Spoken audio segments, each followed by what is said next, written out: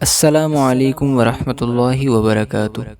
سمیہ بنت خیاط حضرت عمار رضی اللہ تعالی عنہ کی والدہ تھیں۔ یہ بھی اپنے لڑکے حضرت عمار رضی اللہ تعالی عنہ اور اپنے خاوند حضرت یاسر رضی اللہ تعالی عنہ کی طرح اسلام کی خاطر قسم قسم کی تکلیفیں اور مشقتیں برداشت کرتی تھیں، مگر اسلام کی سچی محبت جو دل میں گھر کر چکی تھی، اس میں ذرا بھی فرق نہ آتا تھا۔ ان کو گرمی کے سخت وقت دھوپ میں کنکریوں پر ڈالا جاتا تھا اور لوہے کی زرہ پہنا کر دھوپ میں کھڑا کیا جاتا تھا کہ دھوپ سے لوہا تپنے لگے اور اس کی گرمی سے تکلیف میں زیادتی ہو۔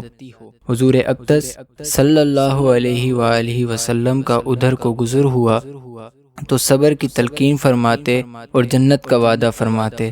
ایک مرتبہ حضرت سمیہ رضی اللہ تعالی عنہ کھڑی تھیں کہ ابو جہل کا ادھر کو گزر ہوا، برا بھلا کہا اور غصے میں برچھا شرمگاہ پر مارا، جس کے زخم سے انتقال فرما گئی۔